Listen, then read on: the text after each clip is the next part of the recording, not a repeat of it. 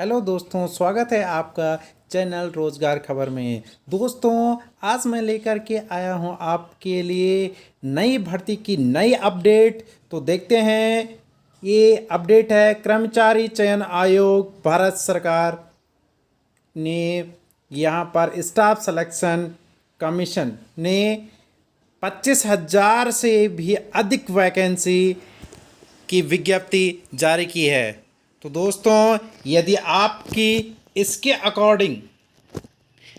आपकी क्वालिफिकेशन बैठती है तो आप ज़रूर इस भर्ती में ट्राई ज़रूर कीजिएगा। तो देखिए यहाँ पर constable GD in central arm police forces CAPFs NIA SSF and rifleman GD in Assam rifles examination 2021।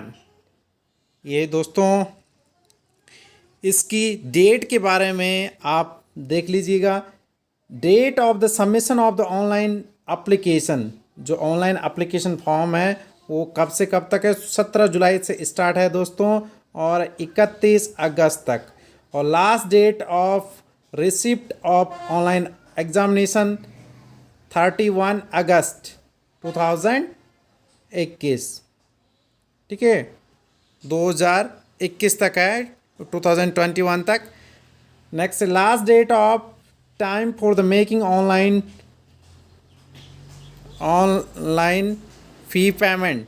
तो जो लास्ट डेट है, आप फ़ी कब तक जमा कर सकते हैं इसकी फ़ीस? तो 2/9/2021 तक। Last date of time of the registration offline challan. यदि आप ऑफलाइन चालान के माध्यम से फ़ीस जमा करने चाहते हैं तो 4/9/2021 तक। और last date of payment through the challan, और यदि चालान के माध्यम से आप पेमेंट लगाना चाहते हैं तो 7/9/2021 को लास्ट डेट इसकी पेमेंट की होगी। तो देखिए, schedule of computer based examination, और जो इसका परीक्षा का डेट है टू बी इन्फॉर्म लेटर, वो अभी बताया नहीं गया है, वो बाद में आपको इन्फॉर्म किया जाएगा। लेटर मिस होता है बाद में, तो ये आपको बाद में इन्फॉर्म किया जाएगा। तो देखो दोस्तों, ये The Staff Selection Commission will conduct an open competition examination for the recruitment to the post of the Constable General Duty in Border Security Force यानी BSF, Central Industry Security Force CIFS, Indo-Tibetan Border Police ITBP, और सशस्त्र सीमा बल यानी SSB, और secretariat security force SSF, and rifleman सेंट general duty in Assam rifle AR as per the recruitment scheme formulated by the Ministry of the Home Affairs MHA, and as per the memorandum of understanding signed between the Ministry of the Home Affairs and the Staff Selection Commission. The recruitment process will be consist of the computer based examination। जो ये भर्ती है, recruitment है, इसका computer based examination होगा, CBE बोलते हैं उसे। फिजिकल एब्सेंसी टेस्ट, और यानी शारीरिक दक्षता परीक्षण होगा, and physical standard test PST होता है, और मेडिकल एग्जामिनेशन होता है, and document verification. The salient features of the recruitment are as under. तो इसकी क्या क्या विशेषता हैं वो नीचे दे रखी है। अब आप इसको वेबसाइट से, ये यहाँ पर वेबसाइट दे रखी है, आप इस वेबसाइट का अवलोकन कर सकते हैं। यहाँ पर आप डिटेल देख सकते हैं। मैं इम्पोर्टेंट फैक्ट, क्योंकि यदि मैं प्रत्येक लाइन का आपको अर्थ बता दूंगा तो यह वीडियो बहुत ज़्यादा लंबी हो जाएगी, इसलिए दोस्तों आप इसकी वेबसाइट से जा कर के आप इसे डाउनलोड कर सकते हैं और इसे देख सकते हैं। मैं आपको हल्की जानकारी इसमें देने जा रहा हूँ। तो मैं पहले बात करता हूँ इसकी कि पोस्ट की बात करता हूँ कि इसमें पे स्केल क्या होता है और पोस्ट क्या क्या होती है। तो देखो पे स्केल है इसका 21,700 to 69,100 और पे लेवल 3 है। वैकेंसी की जो डिटेल है वो देखिए आप, बहुत इंपॉर्टेंट है। टोटल है 25,271। दोस्तों ये बिग बम्पर भर्ती है आपके लिए। देखो बीएसएफ में एससी की 1,026 है। एसटी में देखिए आप कैटेगरी वाइज से टोटल टोटल जो बीएसएफ में मेल के लिए है 6,413 और फीमेल के लिए 7,545।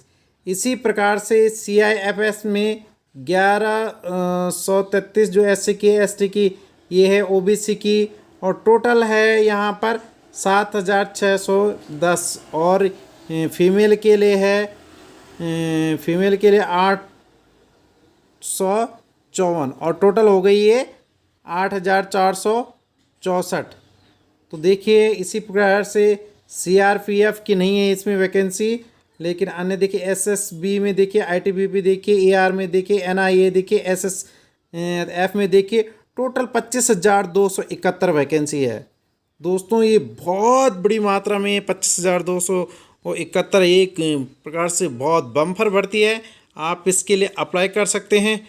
थोड़ी जो इम्पोर्टेंट जो डिटेल है मैं थोड़ी बता लेता हूँ आपको। एज लिमिट के बारे में बता लेता हूँ। Age limit 18 to 23 years age on 1 अगस्त 2021। 1 अगस्त 2021 को 18 से 23 के भीतर इसके लिए आपकी एज होनी चाहिए।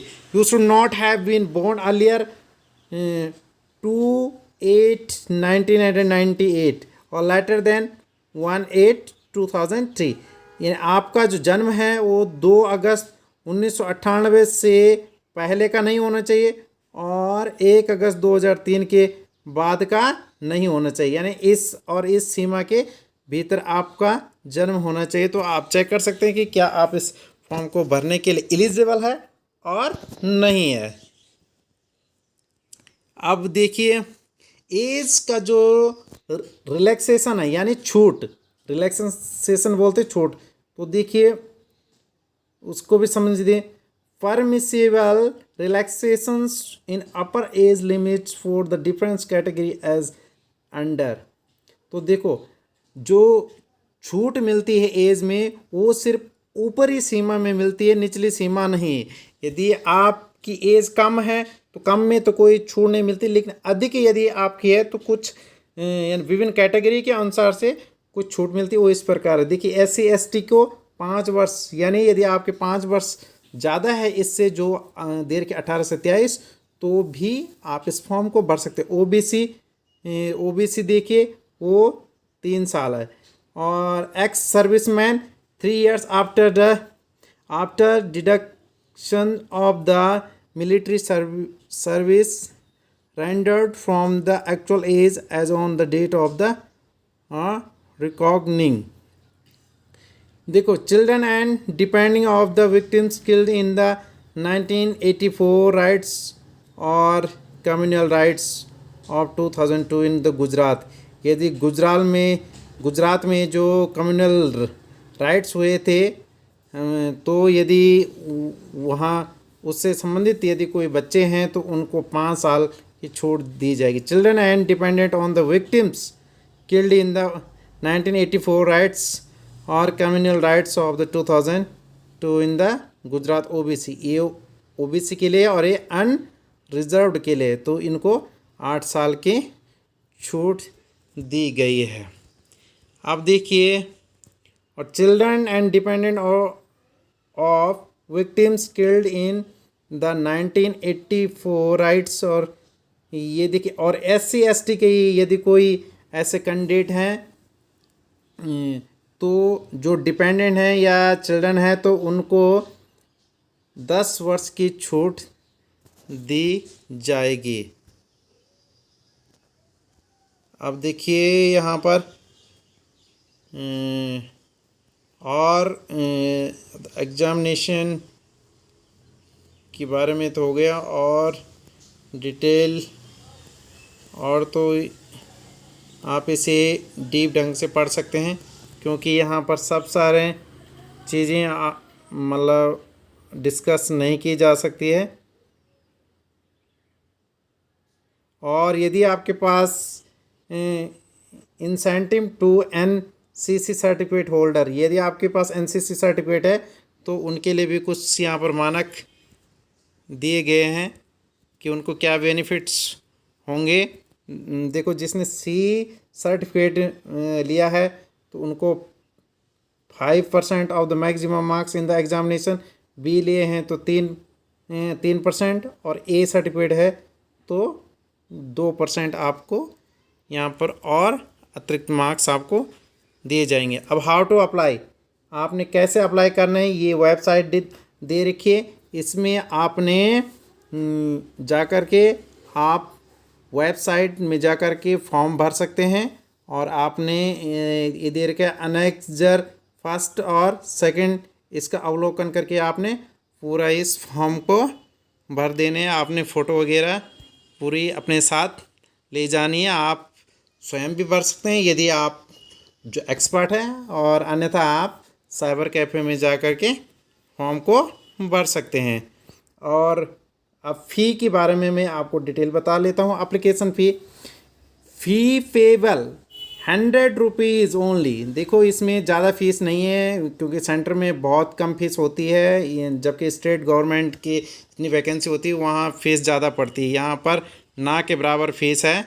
और जो women candidates and candidates belonging to the schedule caste यानी एससी, और शेड्यूल ट्राइब्स यानी ST, and ex serviceman ESM eligible for reservation are exempted from payment of fees। यानी अनुसूचित जाति, अनुसूचित जनजाति और जो एक्स सर्विसमैन है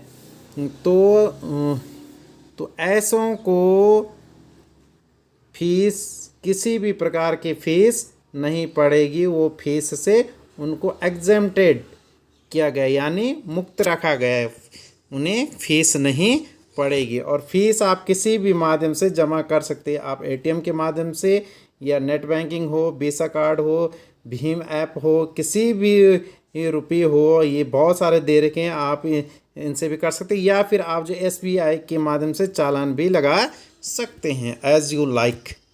ठीक है दोस्तों, और है इसमें online fee can be paid by the candidate up to the 2/9/2021। ये लास्ट डेट है फ़ीस की, आप फीस जमा कर सकते हैं। कि ये तो मैंने पहले ही आपको बता दिया था। अब सेंटर देखिए इसके examination, centre of the examination. तो एग्ज़ामिनेशन के सेंटर प्रत्येक स्टेट में है, पूरे भारतवर्ष के प्रत्येक स्टेट में है। आप देख सकते हैं ये है,